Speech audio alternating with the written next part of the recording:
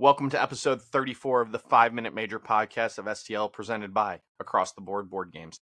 We are going to talk playoff hockey, wild end of the season. We came down to the last game of the year for the St. Louis Blues.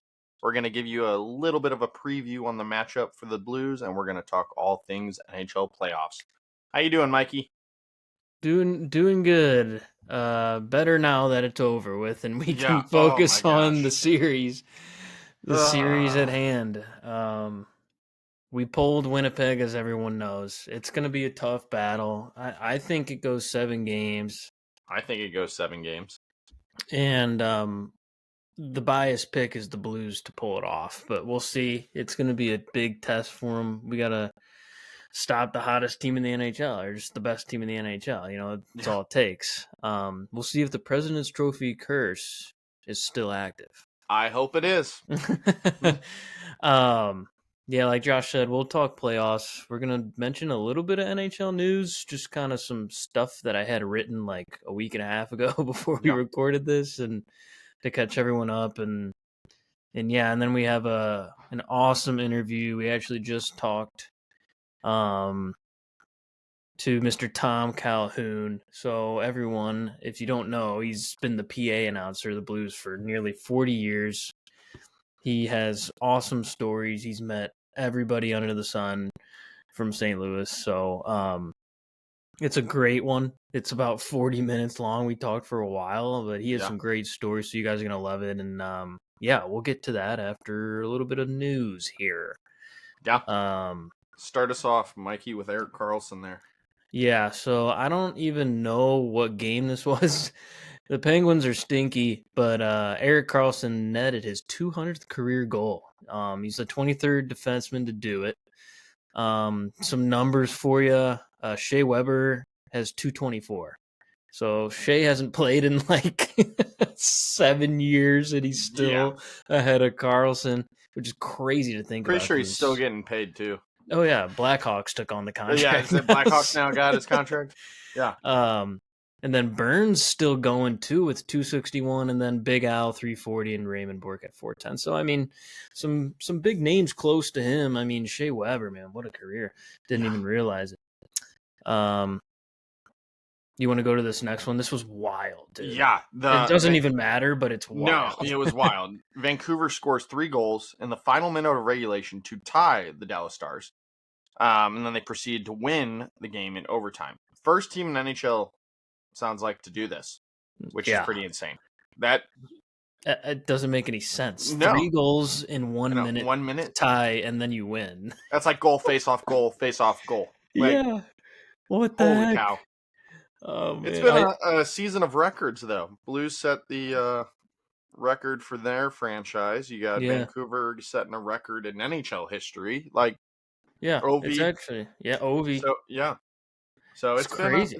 It's wild, which I think a lot of these records, I don't think people would have thought would have happened or would be getting beat, and here we are. I mean, it was desperation for the Canucks at the time before they got eliminated. I pulled some stats on this, so here's a couple fastest records, if you know what I mean. Fastest team to score 3 goals in a row in a game was the Flames in 93. They did 3 of them in 53 seconds. So that was just 3 goals the fastest. This is 3 goals to tie to win. Yeah. So like in the final minute of a game, I should say. So they were close to that, though. I think it was like 58 seconds. And the fastest hat trick was a Blackhawk named Bill Mosienko from the 50s. He scored 3 goals in 21 Oh my seconds. gosh. That's like you cross the blue line and then you just wind up and put one on net and just like, all right, we'll see what happens. That doesn't make any sense. No. So now the fact that I'm reading this, I guess this is, so the team record is for 3 goals is 53 seconds, but to get a hat trick is 21 seconds. So technically the Blackhawks had the record. Yeah. That's how it goes. It's wild. And then fastest goals scored back to back. This was recent, actually. It was 2 in 2 seconds by the Habs in 2018, and it was Domi Armia. That's your drop the puck in the net, empty netter or something crazy like that. But yeah. All right, we're gonna talk about kind of the status of some teams now. At Yeah. least two kind of contender type teams.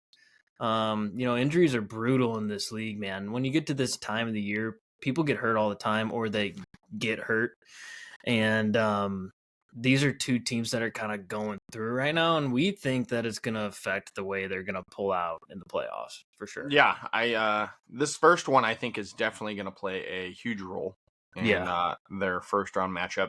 So the Edmonton Oilers, Ekholm, possibly out longer than expected.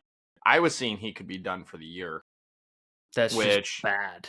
if Ekholm's out for the year, the Oilers don't have him. I Yeah, have them winning in the first round, in my opinion, because McJesus is hard to bet against. yeah. But I don't know how you make a long playoff run. Maybe should have just kept Broberg, but I mean, you can say that he got injured this year too, but I mean, you're relying on Jake Bouchard. Wallman. Wallman's hurt. Oh, he's hurt too. Yes. Oh my So they're gosh. relying on Bouchard and Nurse basically, which is just not the That's defensive pair. You know not what the I mean? group you want to rely on And then there. Skinner's been dealing with some injuries and like Arvidsson's been off and on with injuries too. him and Jeff Skinner have kind of picked it up a little bit, I guess. Kane's still on IR. They're maybe ready for the playoffs, and then another another big one, which we talked about trading for this kid. Yeah. Really happy we didn't. Frederick's out again, so he came back, played 6-7 seconds, got hurt, out again. Brutal. Yeah. Contract year. You're not getting any money. Sorry. I don't know though. He'll We'll see. get paid more than we think. I mean, probably because he has the potential, right? And he's still super young. But if you're getting hurt like that, like hopefully a whole off-season rehab, he's fine. I will say we'll see how he is in the offseason because it could be dark horse cheap signing for the Blues Yeah. if he's sitting out there. I mean, think not just the Blues, but like Blackhawks. Blackhawks They just beat lost well Pat of it. Maroon. Pat Maroon tires. Shout out to Big Rig. Yeah. Yeah.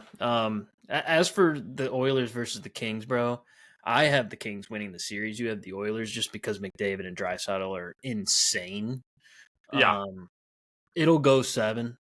Yeah. I think the ultimate win here is LA having the home advantage off the rip, and they literally don't lose at home. So if Oilers can split one away in LA, split again at home, after that, I think the Kings can take the series. I think Edmonton's gonna have to go up 3-1. Yeah, I will post all of our picks, and my girlfriend Swain is also in on the action this year, picking who she thinks will win. She has the Oilers in 6, but she just loves McDavid. So, I mean, it wouldn't surprise me, but dude, the Kings just play I know. unreal, like defense, boring, super slow hockey, and Kemper's been unreal. So we'll see. Yeah. It's gonna be a great series. Yeah, Dallas though, man, they are limping in, but I still think they are a favorite to win this. Okay, so they're going in the playoffs with 7 straight losses. Never good. Never good. You got Sagan back though, baby. He's back. Yeah, he contributed in that first game. But then Jason Robinson got hurt again. Yeah. He left the arena in a knee brace and limping pretty good from what it sounds like. So yeah. So Sagan's back. He's 39 years old. He's 50. Gonna have to produce, and then your best young player, Robertson, my second best young player, I guess, is in a knee brace. And then your best defenseman is still hurt in Heiskanen. Yeah.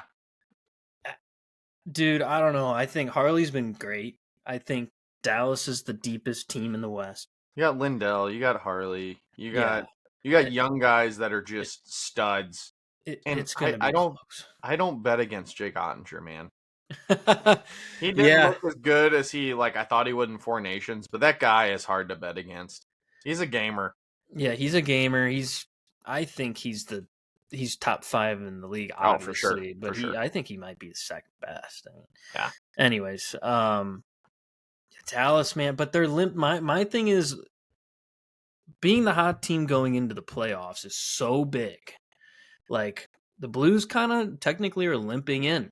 Yeah. Like if the win streak could have been 4 days later, I mean, who knows, we might not have made it, but still, like, if we could have maybe just kind of went win loss, like that's still momentum. Dallas 7 straight, then you're going up against a Colorado team who, okay, they've had some injuries too, but you have Nathan McKinnon playing his best hockey. Makar is unworldly right now, otherworldly. You got Eric Johnson back, locker room guy. You got your captain back, finally, in Gabe Landeskog. And then they also have Charlie Coyle, Brock Nelson. Like, their team's stacked. That's Low true. key. I will say, like, it's gonna be a very competitive game. Like, I don't know. I think, what did our predictions we had on this series with I had Dallas? Colorado in 7. Yeah, you have Colorado in 7. I have the Stars in 7. Swain, with like no updates, just goes, I have the Stars in 4. And I was like, okay, let's go. Bring it on. I love it, though. I would love to see the I Avalanche get bounced. Yeah, in the if the Avalanche sweep. get bounced in the first round, I'm not going to be upset, and then we Yeah. can just continue the same pathway that we took for. Literally. The only thing, we don't have the Sharks to get past. Thank God. They Uh, stink anyway. Also, shout It's out gonna be LA. Logan Couture, man. What a Oh, career. yeah. I hate seeing you having to medically retire. Like, I enjoyed watching him play. He Oh, was a great very player. fun hockey player. He was great. A lot of skill, in all honesty, still a lot of potential. So, Yeah, I mean, he's a vet now, but he's been out so long, and that injury just killing him, man. It yeah. stinks. He was a season away of getting 1,000 games, too. Yeah. He's 67 games away from 1,000. He has 701 points. Consistently been a 50, 60, 70 point guy. Yeah. Killed the Blues in the playoffs. Yeah. So the year they made the cup, 30 points in 24 games. The last year they made it was the year we won the cup. He had 20 points in 20 games. Playoff gamer, dude. Yeah. And For sure. Like, Sharks went down, and now he's going down. Like, the organization's kind of turning a leaf. You know, Celebrini and Will Smith and those kind but of they're guys. building a good foundation, in my opinion. I I think agree. they got to start fixing the back end, though. But we'll see what they do. Yeah, I think they could be like a destination for some, maybe to turn it around quicker than you think. Especially if Macklin and Will just kind of are taking off and are like 82 point per game players. Like, they could snag kind of a couple vet D-men. They really need a goalie. Yeah. It was announced today that Greer's totally just like, see you, Georgiev. He said, bye. We don't want you. Yeah. So Georgiev's a free agent or whatever he is. I Which think makes he needs to go play in Europe because he stinks. Yeah. But Time will tell. I wonder if that's a team that is calling the Blues with how much depth we have at the goalie position. you never know. Zarankov, Colton Ellis, Joel Hofer. Yeah. If you're willing to pay, and it's going to cost you some, but you're very interested to see where it goes. Yeah, it would be interesting. It would stink to see Hofer go because I feel like Bennington's kind of at the climax. You know what I mean? Like, No, I he's still agree. a gamer, but I don't see. I think Hofer stays. I really do think Hofer's your goalie of the future, and then I think, in my opinion, I would like to see Benner. Ranko or Ellis. Yeah, I think Benner's really got to finish it out here, though. Oh yeah, there ain't no way. Along with a statue. Agreed. Yeah. Yeah. 100%. We talked about that one episode. Yeah. Who's getting a statue? It's definitely Jordan Bennington. Yeah. I would be surprised. Yeah. I would be surprised if his number's not retired. Like, he's got almost all the records now for goaltending. Yeah. All right, let's move on. We're gonna get to the interview with Tom here in a second. We want to mention again, as we did in the last episode, that Across the Board has a great promotion going for their penny hockey game. It's playoff hockey, guys. You're going to have people over to watch the games. You want to enjoy your time during intermission. You can play some quick penny hockey games with Across the Board. Josh, mention the promotion. Yeah, the Stanley Cup Playoffs are back, and the St. Louis Blues are finally back in the mix after 3 years. All NHL licensed penny hockey games right now are 25% off. So, get online. Make sure you get your penny hockey game. They're here in St. Louis. Quick return. go get one today. Yeah, just take advantage, guys. It's a great offer. It's genuinely good deal. We have their website linked below. They have a storefront in West County Mall. Yeah. You can contact them via email or phone number, which we also have down below. So go ahead and do that and go get your 25% off, guys. It's amazing. And when you go in, make sure you tell them you heard from us from the 5-Minute Major podcast and that we sent you in. We would love to send them as many people as we can, guys. Yep. But that being said, let's jump into the interview with Tom Calhoun. Hello, everyone. We are super excited to be here with a legend of St. Louis and the sporting world. He's been working in broadcasting, announcing, and media for just over 50 years across many, many entities, and 38 of those years are with your St. Louis Blues. He was an inductee of the St. Louis Sports Hall of Fame. He also hosts his own podcast called the St. Louis Blues Hockey Legends Podcast. He has a bunch of legends on to tell great stories and more. It is a pleasure to welcome to the 5-Minute Major podcast of St. Louis, Mr. Tom Calhoun. Hello, sir. How you doing? All's good, Mike and Josh. Good to be with you. Good. Awesome. We are so happy to have you on and so happy to talk some Blues hockey and learn a little bit more about you.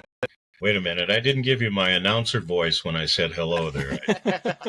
I have to go down on a little bit, but no, I'm great.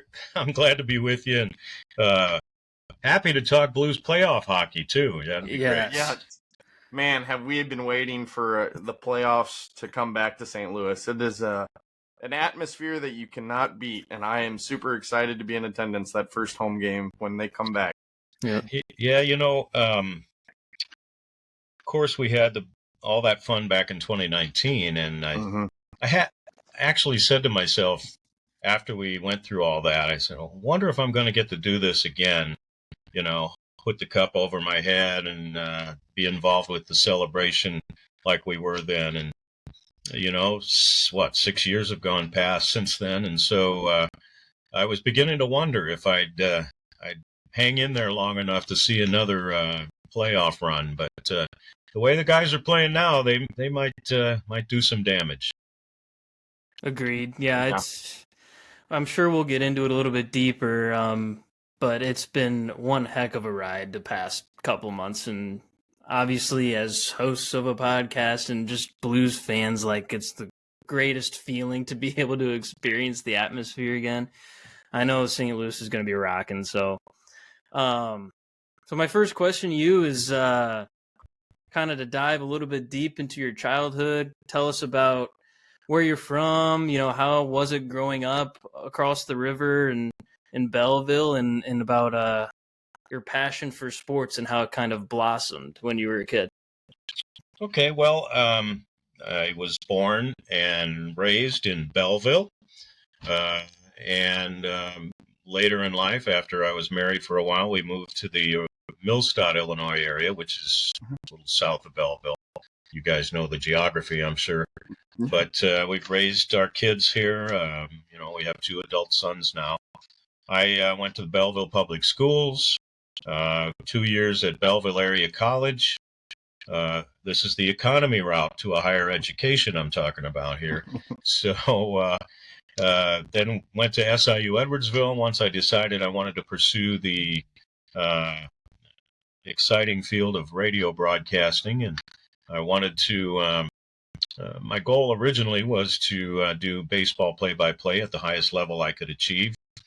And I did that, some basketball, some football at WIBV Radio in Belleville when I graduated from SIU Edwardsville. I spent several years there learning the craft and finding out how to work a microphone. And then, bounced around from KMOX to KTRS to KXOK and WIL for a little while, a bunch of stations in St. Louis, which essentially means I couldn't hold a job. But while I was at KXOK, we had the Blues contract in those days, back in the 80s, and got to know the Blues people a little bit and worked with Dan Kelly and Ron Jacober at KXOK. And they introduced me as someone who they thought could do the PA announcing for Blues hockey games when they needed somebody. Charlie Hodges, who was doing it, took a job with Anheuser-Busch, and he had to quit. So met with Susie Matthew, and I've told this before. I went in to talk to Susie and really wasn't that enthusiastic about a public address announcing job because I had other goals at the time. You know, I wanted to pursue the play-by-play on the radio idea and wherever that would take me. And I really agreed to do the PA announcing for the Blues as a favor to Susie for the rest of the 86-87 season.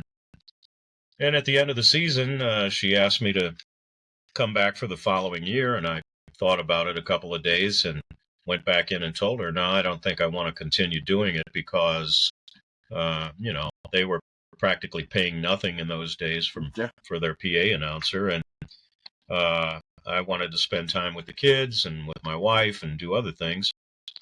And she said, well, is it all about the money? I said, well, that's a pretty big part of it, Susie. And she said, well, here, and this is the key to my still working for the Blues to this day. The next thing she said was, Tom, we will make it worth your while. And so they did, and all the 5 ownerships since then have continued to make it worth my while. So 1,730 games later, here I am still the PA guy for the Blues. So wow, that's wild. Yeah, and that's in a row, correct? You haven't taken a day off for any of those games. 1,730. That's right, Mike. That's the if I ever have a claim to fame, I think that'll be it. The Iron Man streak. Yeah.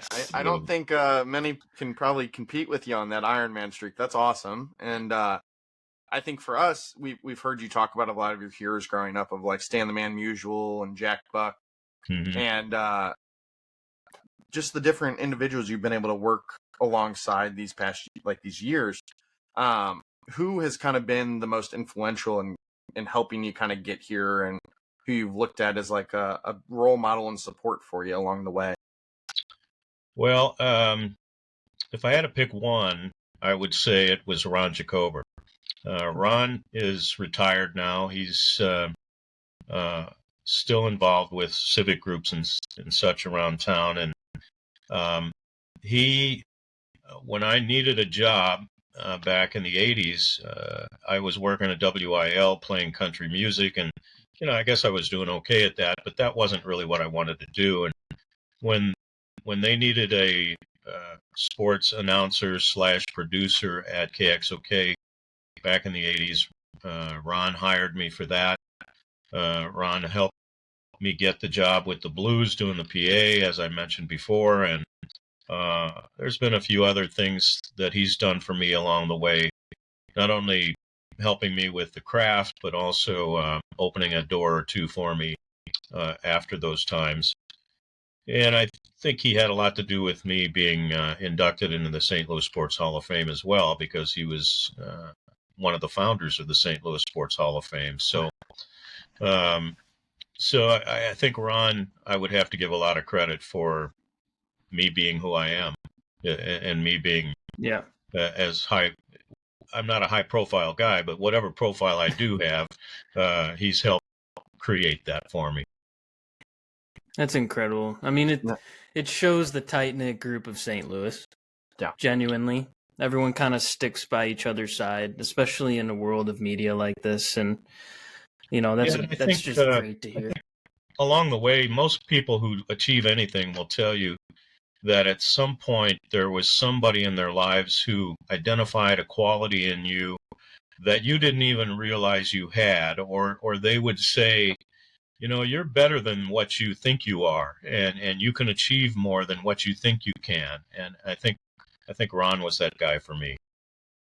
Although I've worked with, you know, Ron, with Bob Costas and, you know, Jack Buck, like you mentioned, Josh, and some of the big names in this business, you know, Ron was more of a mentor for me. Yeah.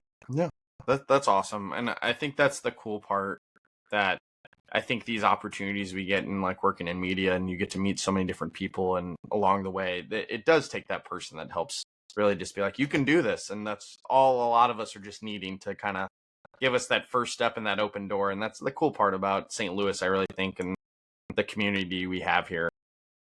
Well, we have the kind of people in this area, in this part of the country, I think, that genuinely care about one another. And, you know, the media business is no different. Can you tell us a little bit about how it was being inducted into the Sports Hall of Fame? Like, I read up on your little bio on the website there, and it was kind of astonishing to see all the statistics, if you want to call them, of your career. And, you know, it's just a big part of St. Louis is your voice. And I want to know how it felt being recognized for that. Well, it felt great. It was, when Greg Marisek, who has now passed away, rest in peace, Greg, called me to tell me that I was going to be inducted into the Hall of Fame, I just really couldn't believe it. I thought, what in the world did I do to deserve this, and I think it happening right after the Stanley Cup run in 2019 had a little bit of play in it as well. But how I felt was incredibly humbled and honored to be recognized that way.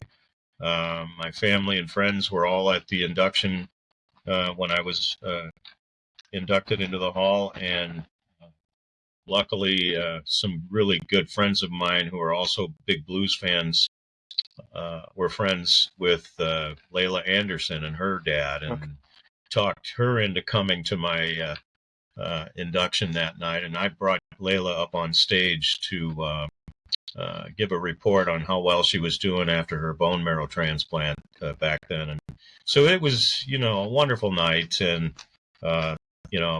obviously it takes up a wall in my man cave here at the house, the award plaque and some of the photos from that night. So, I couldn't expect that, but I am certainly grateful that it did happen. I mean, Tom, I think that's just, you bringing Layla up there is just a testament to the quality and the character of who you are. And I think it's a well-deserved award. And I mean, from us, like growing up, you are the voice that we have heard at every Blues game since we were old enough to get to a game. And it's a cool thing for us. And like for us, this moment is awesome because we have gone to so many games over the years, and Mike and I, it's been a childhood thing since we've grown up together here in St. Louis, that getting to go to the Blues games together, getting to watch the games, and you being here with us is just such a cool thing for us. And I just can't say thank you enough because it's... Calm down, Josh. Calm down. I know. I'm excited. He's losing it. I'm losing it. But it's just cool because that story of you going into the Hall of Fame is awesome, and you bringing Layla up there is even cooler for me, as I work at Barnes and I've worked in oncology, and I think the power of the Blues community and how much they do support, and especially with Kelly Chase going through his battle right now, it's awesome, and it's really a testament to who you are, and I can't thank you enough for everything you've done so far in St. Louis, and hopefully another Stanley Cup run if we can get going here. I'd really enjoy that if we could pull it off. Yeah. Well, thanks for those kind words, Josh. Yeah, of course. I think you were blushing there a little bit, though. So. Yeah, I know. It's one of those that as this podcast has grown, we've gotten to see and talk to a lot of cool people, and it's been, I think, for us, just a really cool experience. And I think, kind of from my perspective, what has been some of the coolest experiences you've had as the PA announcer for the Blues? Like, what memories will forever be your top memories that you've had with the team? Well, they tend to be things that were kind of unplanned at the games that happened, that you think, wow, that was an amazing thing that just happened. I've told the story a number of times on other podcasts and in public about the Here Comes Shovel Day night in 1993, the fight between Curtis Joseph and Tim Shovelday. Everybody's seen it on YouTube and know how it goes. But my little part of that was that Bob Probert of the Red Wings was the first guy put in the penalty box that night. after they started sorting things out on the ice, he got put in the penalty box. And long story short, a couple of guys behind the glass in the penalty box were yelling at him and calling him everything but a nice guy. And so he decided to go up over the glass and try to get at these guys. Well, there was nobody else in the penalty box but me. And so for whatever reason, I reached up and grabbed him by the trunks and tried to pull him back into the penalty box. This is the toughest guy in the NHL, reputation-wise. And what am I thinking? I grabbed him by the trunks, and he looks down at me and says, "You don't want to do that." I said, "You're right, Proby. No way. I don't want to do that." So he eventually sat back down, and after I announced all the penalties, after all that stuff calmed down, he was sitting right next to me, and he tapped me on the shoulder and said, "What the F were you thinking?" So I said, "I don't know, Proby." I said, I guess I thought I was part of security or something for a minute there. That's awesome. But yeah, that's one of the stories I like to tell. The other one is Jamal Mayers was put in the penalty box one time, and I announced penalty to number 21, Jamal Mayers. He was kind of new on the team at the time, and I wasn't all that familiar with him. It just so happened that the guy that was put in the visiting penalty box was also number 21. And so I looked at the wrong roster, and I said, number 21, Jamal Mayers. And he's sitting right next to me, tapped me on the shoulder, says, "Hey, I'm already in here. What are you talking about?" So that's another one. And, there's a lot of little flubs like that I can recall. But I guess the biggest moment of them all was when I introduced Wayne Gretzky the first night that he played for the Blues. And that, as I've told people before, that's about the only time I remember being really nervous before I did the player introductions, because, I knew national TV was there and everybody in the world was watching the intros for Wayne Gretzky's first night with the St. Louis Blues. And if I'd have botched that one up, I would have never lived it down. I might have gotten fired on the spot. Who knows? But thankfully it went well. Although I will tell you this, I've got a recording of those announcements on an old cassette tape. That's what we had back in those days. And if I played it for you, you would hear my voice go, "And starting at center for the Blues, number 99, Wayne Gretzky." My voice is quavering because I was so excited, just like everybody else was. And probably one of the worst announcements I've ever made of anybody, and it's for the great one. So there you go. I embarrassed myself for you guys. Hey, Thanks. Yeah, we appreciate it. Yeah. Don't put it out there. Don't broadcast it or anything. Huh? No. That's just the aura of Wayne Gretzky. What do you have any other players that have come through besides him? I guess Holy's probably another name where you're thinking to yourself, wow, every time I mention this guy's name, like, he's going to be in so many record books. Like, the history of the NHL is never going to forget this guy, and I've called his name so many times, and he's played in my city. Like, is there anyone else that you really cherished announcing? Well, sure. There's been a lot of them, but for one thing, Brett Hull, I announced every goal he ever scored wearing a Blues uniform. So there is that. And if you guys know how to get a hold of him to get him on my podcast, I'd appreciate the help, because I keep texting him and calling him and emailing him and everything else. And I saw him at the recent Hall of Fame banquet. I said, "Holly, you need to come on my Legends podcast." I said, "What good is a Legends podcast if I can't have the Blues legend on the podcast?" And he said, "I don't have a laptop in Cabo." He's spending most of his time in Cabo San Lucas these days. I said, "Well, you don't need a laptop. All you need is a cell phone or, something connected to the internet." He goes, "Oh, okay. Well, yeah, that's fine. I can do it then." Well, he's been radio silent ever since then. I don't know. I'll get him eventually, but I might need some help. Anyway, there's been a lot of great names that I've enjoyed announcing. Vladimir Tarasenko, for one. Mm-hmm. Oh yeah, Pavel One of our favorites. Demitra. And of course, Yep.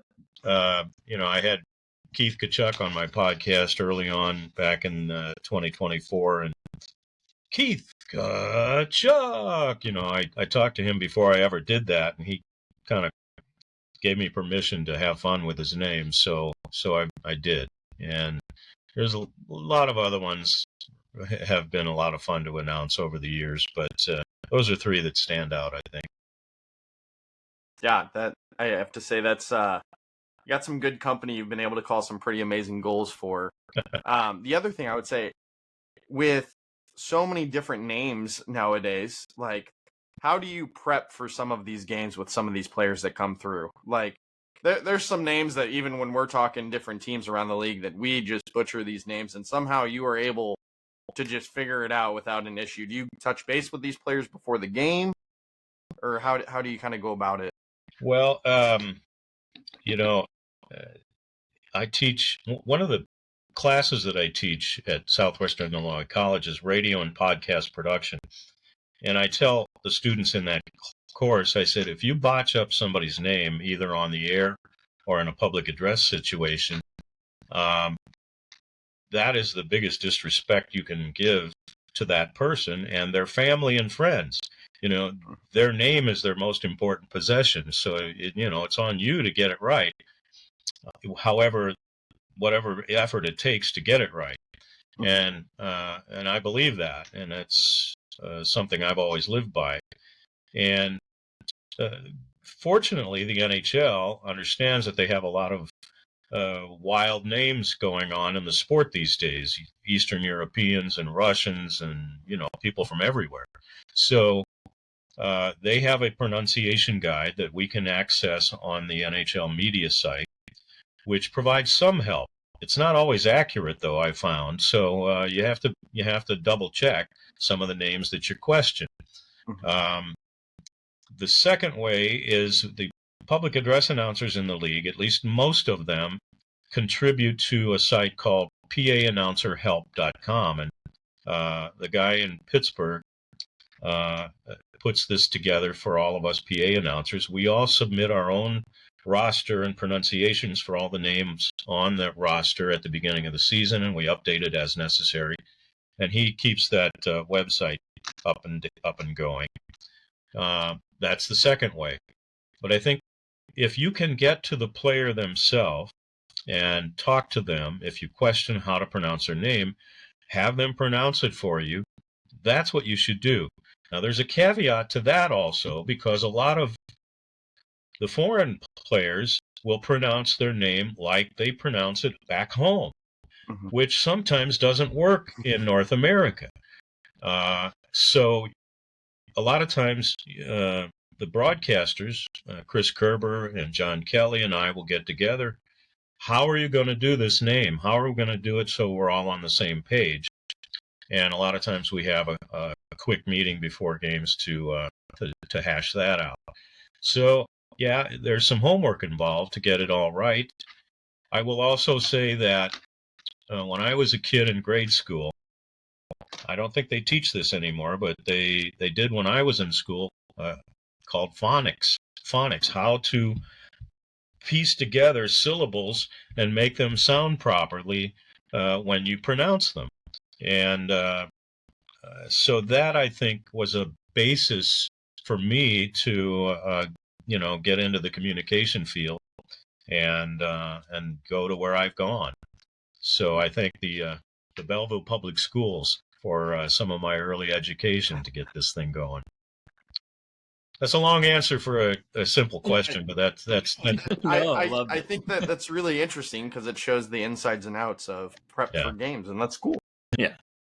Yeah, and there's a lot of, this time of year, there's usually a lot of guys who come into the league from their college teams, and so you have to be on your toes. If there's new guys on the roster sheet, you have to be able to do your Jimmy Snuggeroods, the right way the first time out of the box. Yeah, I can't imagine the amount of people who are gonna mess up Zeev Buyum's name when he starts playing for the Wild. I don't even know if I said So. Yeah, I just had him in the Frozen Four. He played for Oh, you're Denver right. in the Frozen Four, and I had him last year in the semifinals that were played out at Centene. So I've seen him a couple of times. So I kind of knew the deal with him going in. Yeah. Yeah, how did you like the college championships here, the Frozen Four? It had to be a fun experience, and it was some fantastic hockey. Oh yeah. What was kind of your favorite part about all that? Well, the production itself, the NCAA does a nice job. They have good people in place to put on a good show. Obviously, the Enterprise Center production team was involved with it as well, people that I'm familiar with. So, all of the behind the scenes stuff I thought was well handled and well thought out. The games themselves were just top notch college hockey. I mean, you couldn't ask for much more than what we got. Western Michigan's fans really made the whole building electric for that championship game. They traveled really well, man. They packed the place, and it was almost like a Western Michigan home game. There was so many of their fans in the stands here. Wonderful memories. I did the Frozen Four back in 07 when it was here. Michigan State won it that year with Justin Abdelkader. There's one of your names. Leading the way for them. Ben Bishop was here with Maine, and Jaden Schwartz was here with Denver that time. So that was a lot of fun. And I think, it's going to be fun to look back on this Frozen Four here in 2025 and see who the stars are that come out of these teams in the National Hockey League over the next 4 or 5 years. And you'll be able to say, I was there the night that so-and-so scored 2 goals. That kid, that Owen Michaels kid for Western Michigan, he's not drafted by anybody yet. So I'm sure he raised a lot of eyebrows during that Frozen Four. For sure. He got a big bump, I'm sure. He's going to be hearing from some people soon. No question. I'm sure he's got I think working the phones. Oh, yeah. Yeah. I think he actually mentioned that he's not even a senior yet, so he might go back and keep competing with. Yeah, so, wow, he's possibly 2 more years to go back to back. I mean, it's hard to do, but. Well, with what he did and the kind of talent that he showed, he may he'll get signed as a free agent or something pretty soon, I would expect, and maybe play another year at Western Michigan and then and turn pro. Yeah. Speaking of these young talents, and you mentioned him, Jimmy Snuggerud, what a player he's been. I don't mind. I don't know if you mind shifting into kind of this year's playoff run, but I would love to start talking about how his contributions have really filled in nicely with Holloway during the injury, and on top of him, Zach Bolduc. It's kind of an interesting dynamic with this team. The streak and the playing Winnipeg in the first round, it kind of brings back memories, but it's a completely different type of team with kind of like the same goaltender and maybe a couple core players. Right. So, I mean, how have you felt in the last month? It's been insane as fans. Yeah. Well, it's not only been fun to watch, but it's fun to think about the future of this team. Right. Because they have those young kids, the Holloways, the Brobergs, the Snuggerud. Dvorsky hasn't even broken in much to playing time yet, and they think a lot of him. There's a couple other kids down in Springfield that I know they like too. So the future looks pretty darn bright. But the other side of that is the Western Conference in the NHL. There's a lot of teams whose future looks pretty bright right now. So they're not the only ones. But yeah, it's been a great amount of fun working the games and seeing the kind of hockey that's being played. And Jim Montgomery, and I'm sure you've realized this by now, is just a wonderful communicator and can not only think the game of hockey, but he can communicate the game of hockey to his players. They know he's a former player with the Blues back in the 90s for a short time, and So he's got that cash going as well, and he's spending it well. So, he's in place for several more years. Of course, with coaches, you never know how that's going to work out, but, that's a masterstroke, in my opinion, by Doug Armstrong. I remember when Monty got let go in Boston, I was sitting after a game that we lost back right before we hired him. I was talking to Trevor Nickerson, who, is the VP of Blue Note Productions and works in the same space that I do for the games. And I looked at him and he looked at me and I said, I wonder if Army's on the phone to Jim Montgomery about now. And, nothing against Drew Bannister or anything. Mhm. I thought he was an okay guy and, I'm sure an excellent coach. But when somebody like that becomes available and you're really sold on the fact that he's going to be a great coach for your team, it had to be done, and Army did it. So good for him.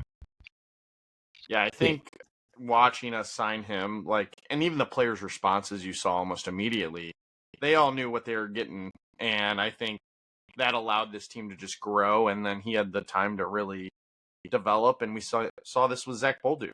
He really has helped Zach Bolduc turn into a really great blossoming hockey player, and I think that's been cool. He's figured out what he's really good at and put him in a position to succeed. Playing that bumper position in the power play.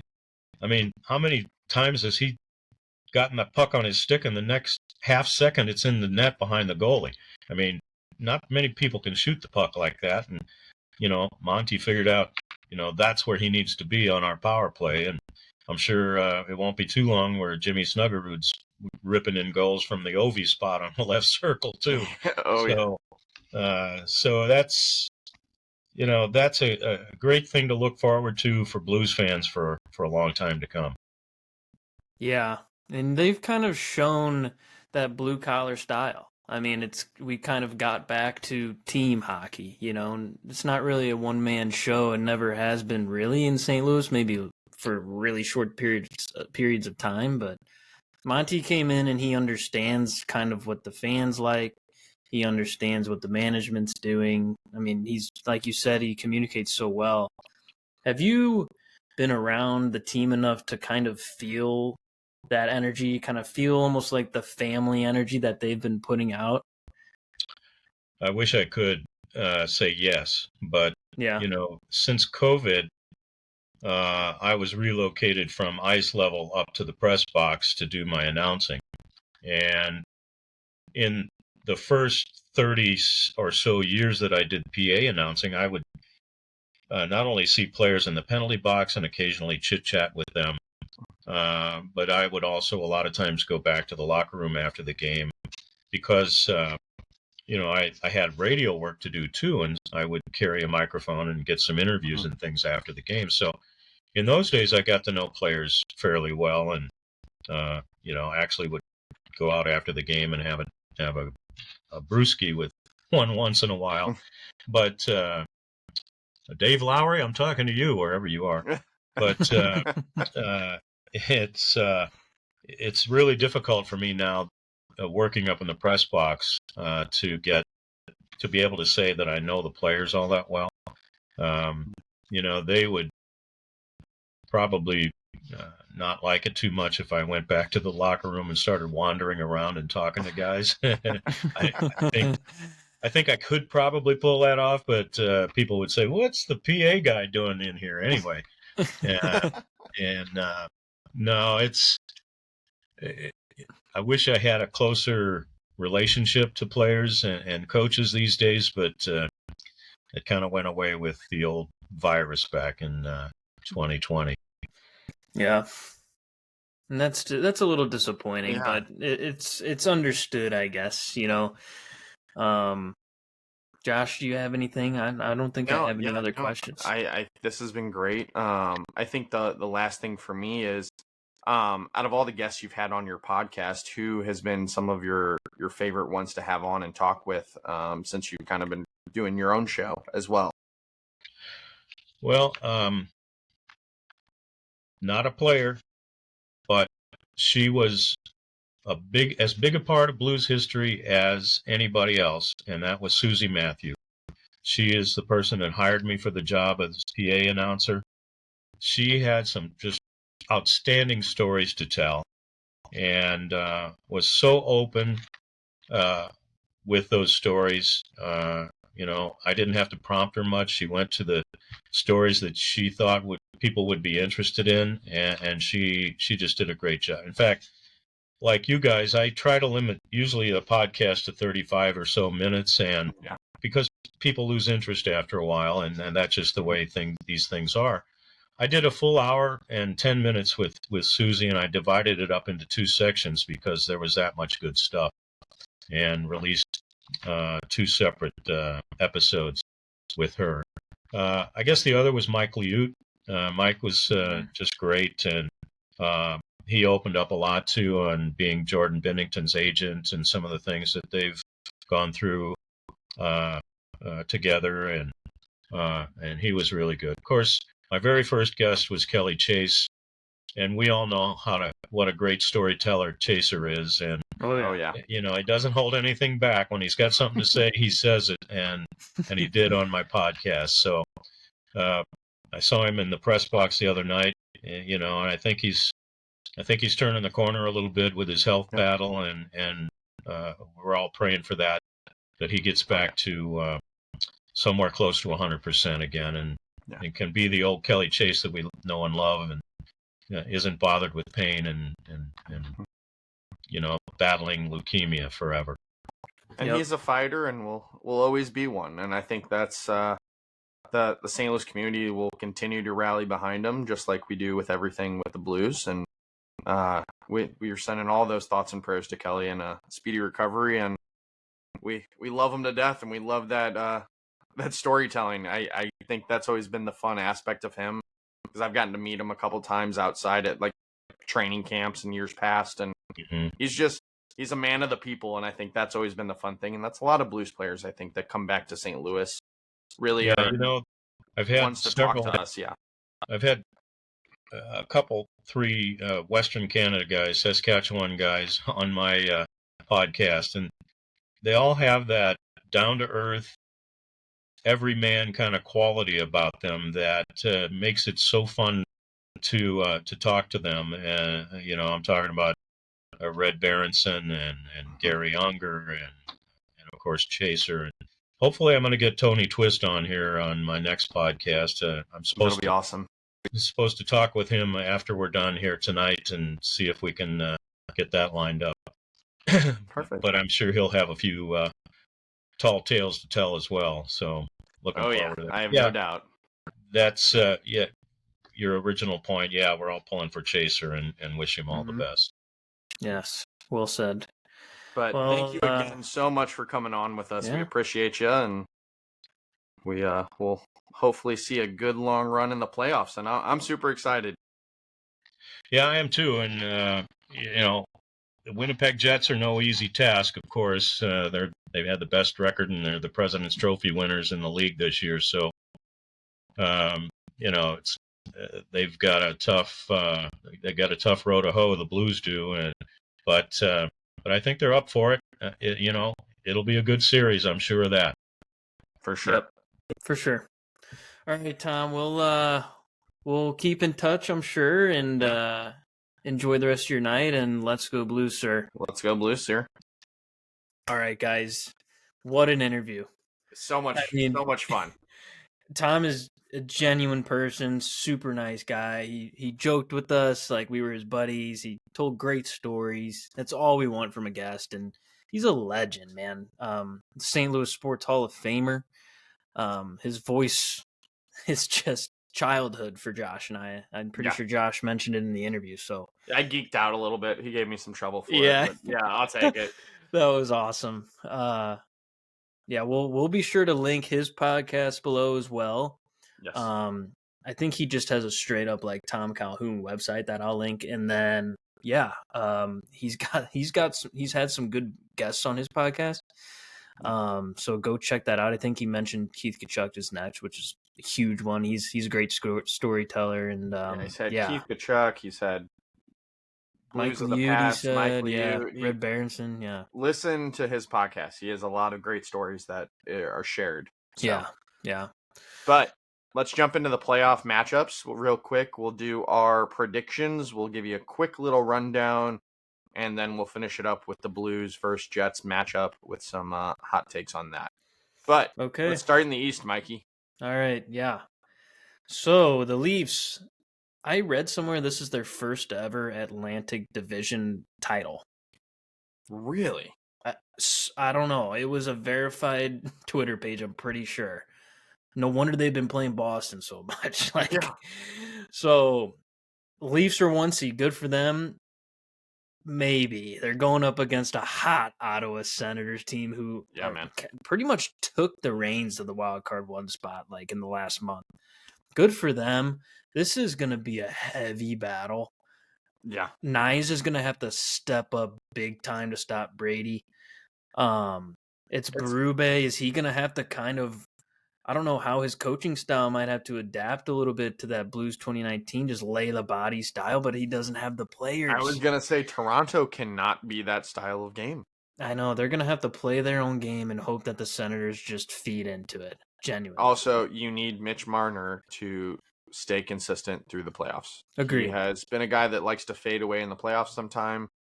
I think you need everything and more from him in the series. And then Nylander, just keep doing what you're doing. Yeah. That, seriously. It's Underrated crazy when the year. two guys we're talking about are Marner and Nylander. You still have Tavares. You still have Matthews. You're going to be good. They went out and got some good depth. Yeah. And they got Brandon Carlo too. Carlo, they got Tanev. Who else did they have back then? They got some solid big boys. Yeah.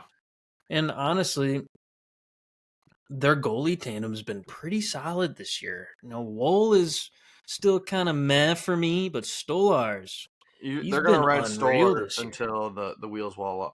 The wheels roll off, in my opinion. You have to. Yeah. It's Justin Woll, the boss at my old job, Josh. He knows the Woll family a little bit because of his son. There's a funny story. He was like, if Woll's in there for Game 7, just put the house on the other team. So that's what he said. Dang, that's brutal. So there's a little bit of for me for Woll in kind of big pressure situations, but Stolarz has proven himself. He backed up in Florida. He's played big games, so yeah.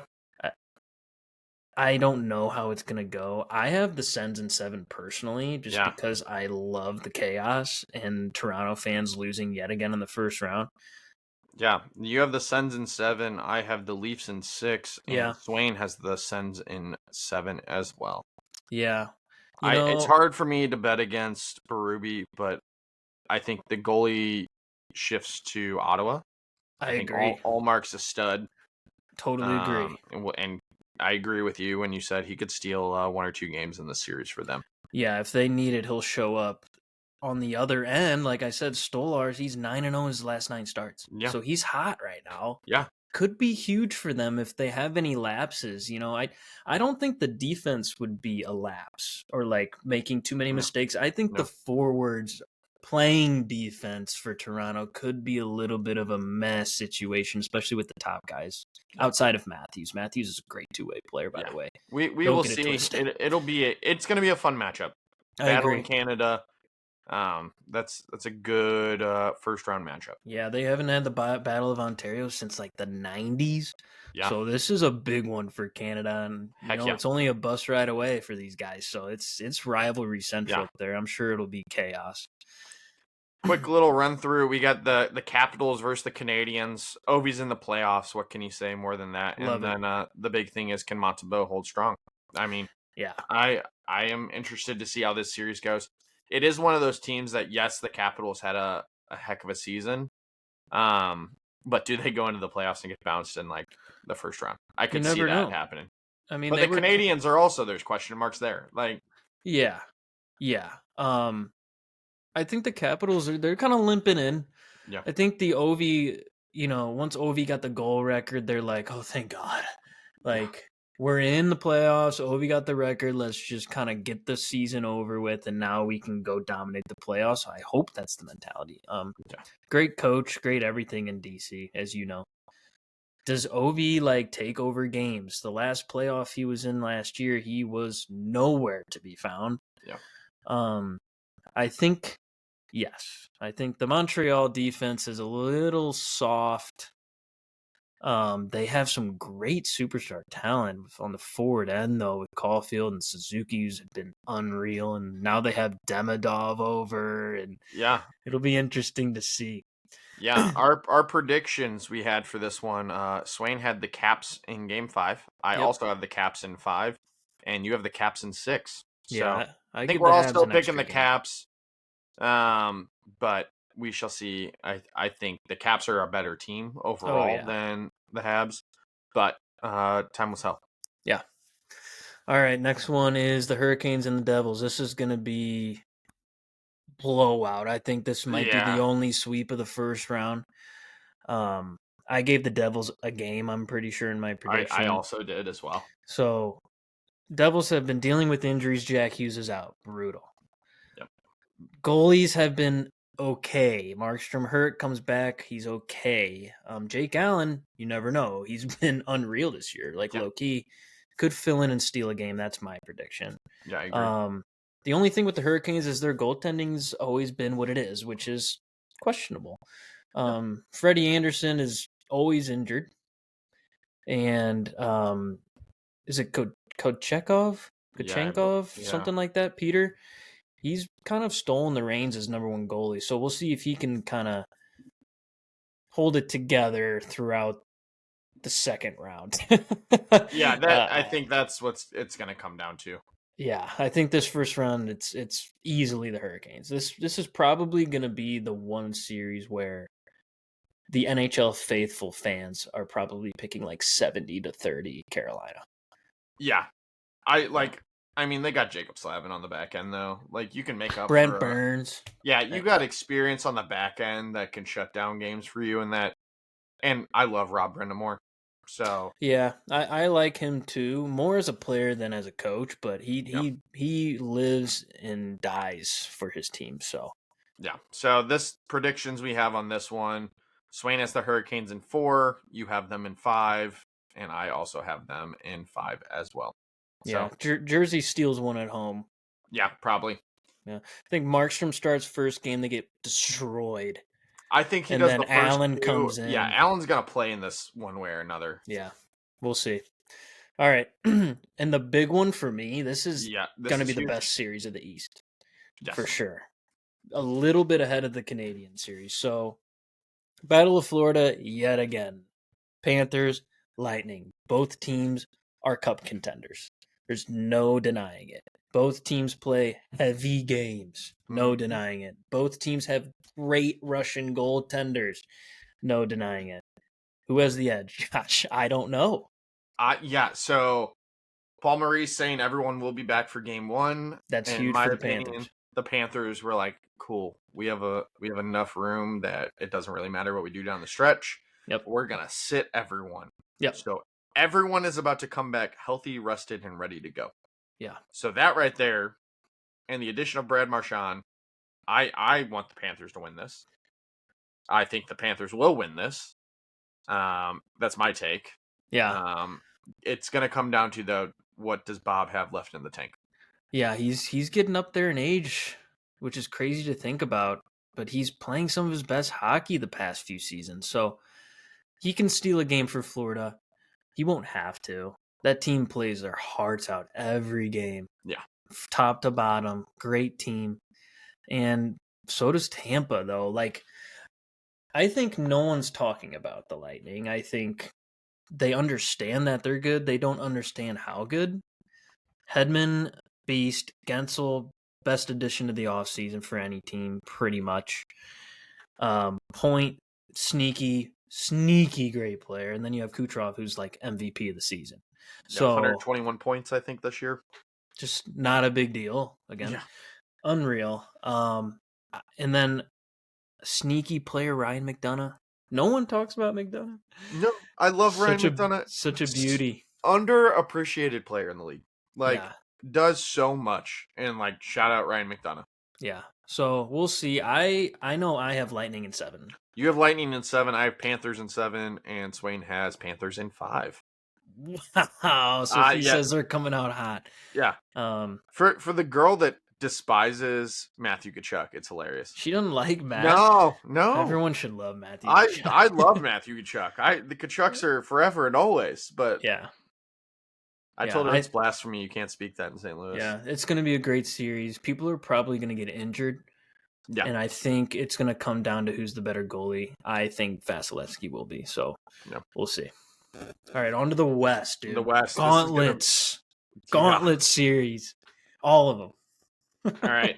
So, the first matchup we're talking, the Golden Knights taking on the Minnesota Wild. Yep. Vegas is Vegas, man. It's stupid. Like, that being able to add Jack Eichel it's unfair. Yeah, I mean, they had to give up some, but best player on the team. Even what you gave up for him, like, all right, Tuck is good, but it's Jack Eichel. He takes over games for you. Yeah. Career year. I despise Vegas with all of my being. Like, I cannot stand Mark Stone. Yeah. So it has ruined all of Vegas for me. Also, I think they should have had to struggle a little bit more coming into the league. But tomato, I do have them winning in this first round. I think the Knights win in 5. Just because Minnesota, yes, they got Kaprizov and Joel Eriksson-Ek, but man, did they have a terrible stretch down the end. They were playing average hockey. Yeah, they were.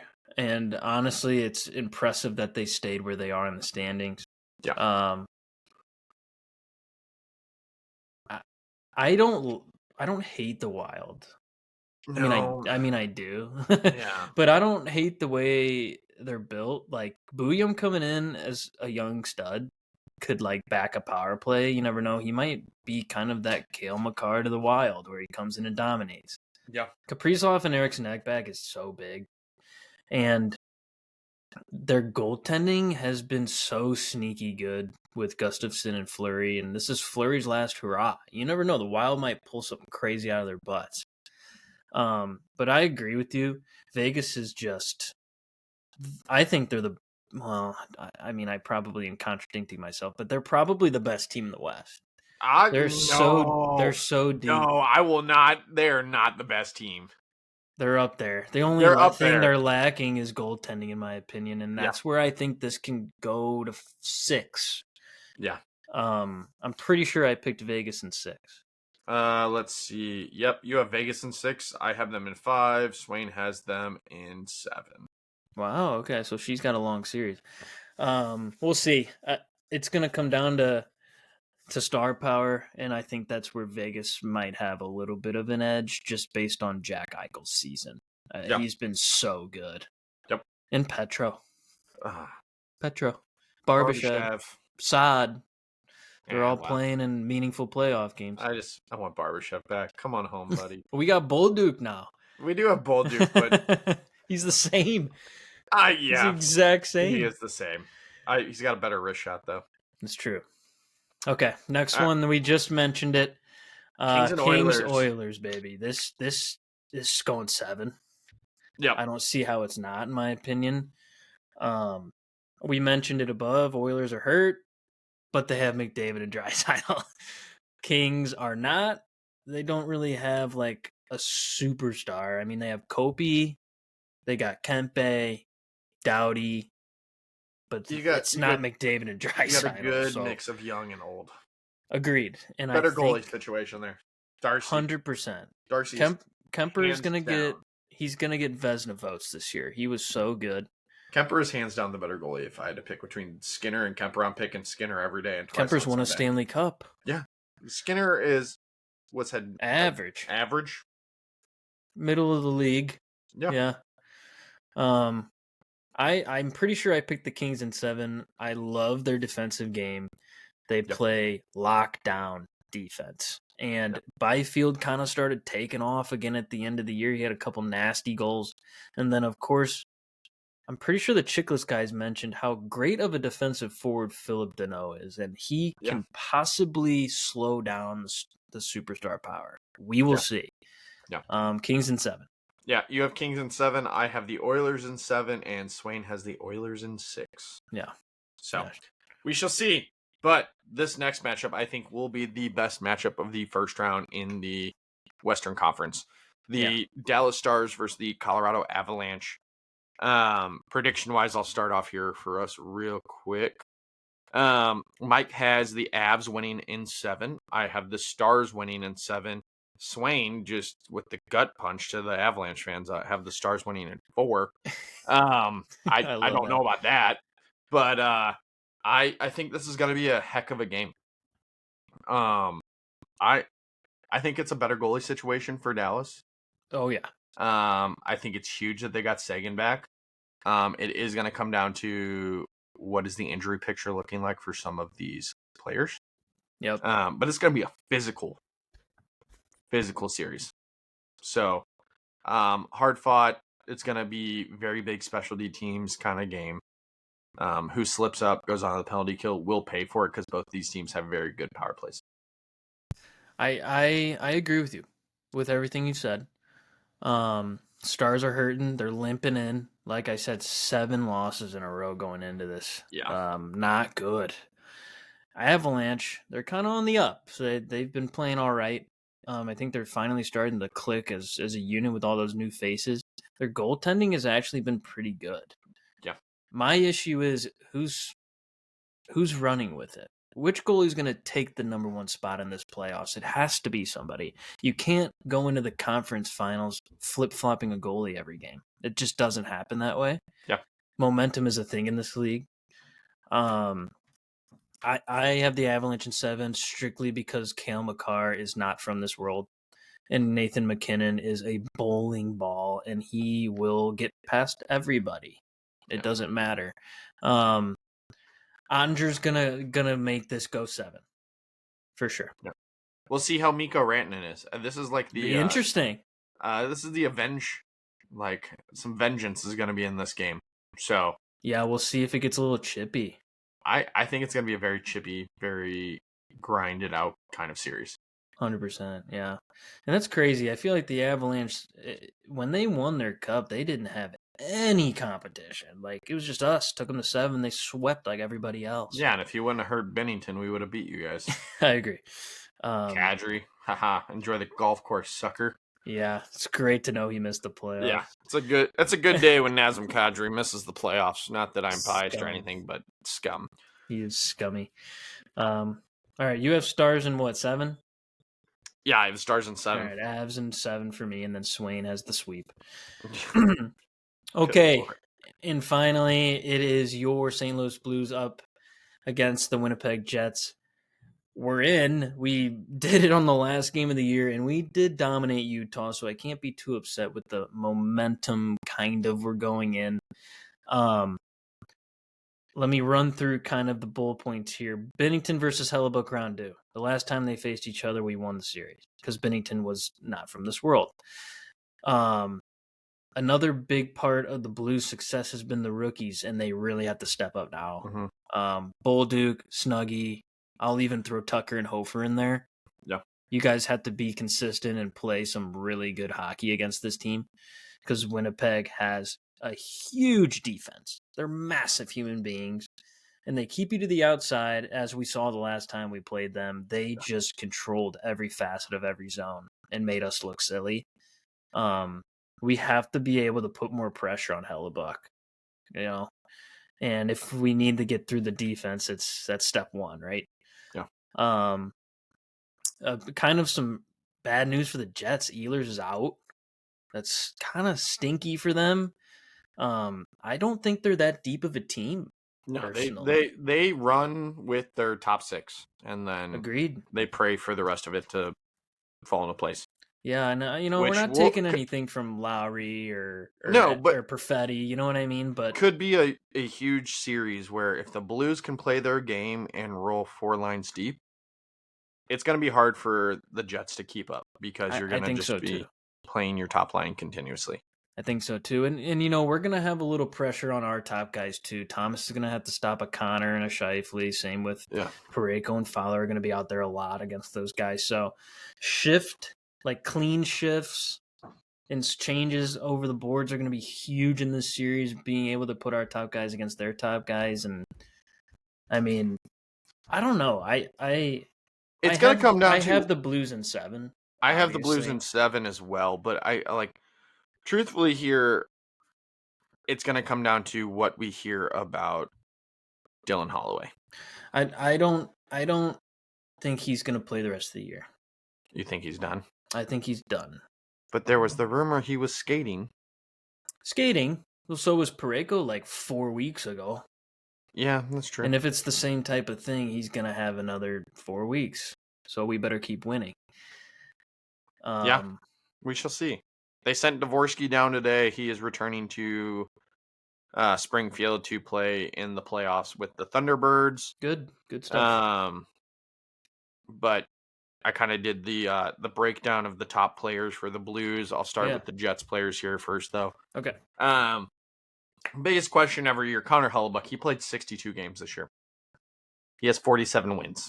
He's a 2.00 goals against and a 925 save percentage. Unreal numbers.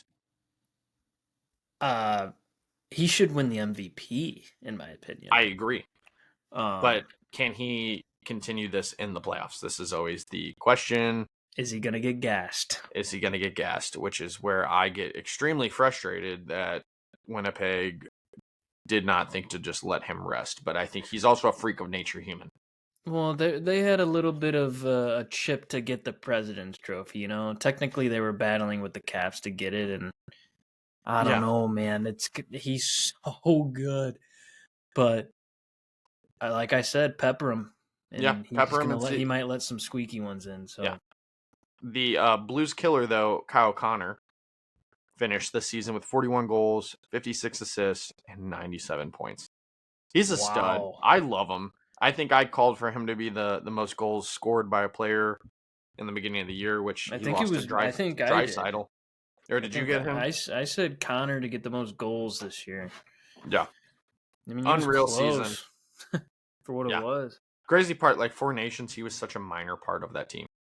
Yeah, that just goes to show about the superstar talent outside of the central teams. Matthews? He's double the player, which is crazy to think about. All right. Go to the next guy. Mark Scheifele finished the year 39 goals, 48 assists, 87 points. Very decent season for him. What a season. Good two-way forward, great in the dot, hard to play against, very fast. Yeah.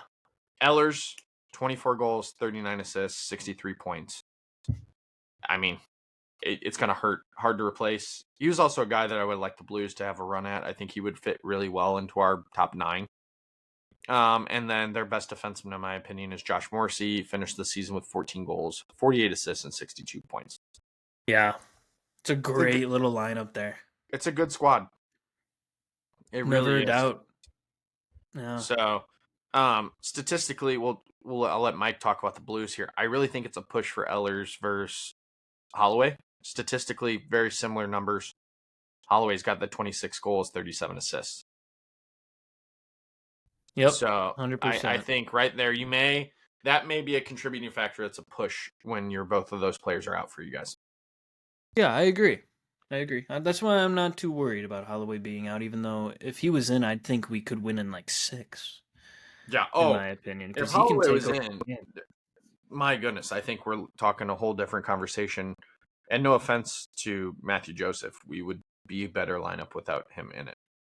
Well, yeah, it's just the way it is. Yeah. I agree.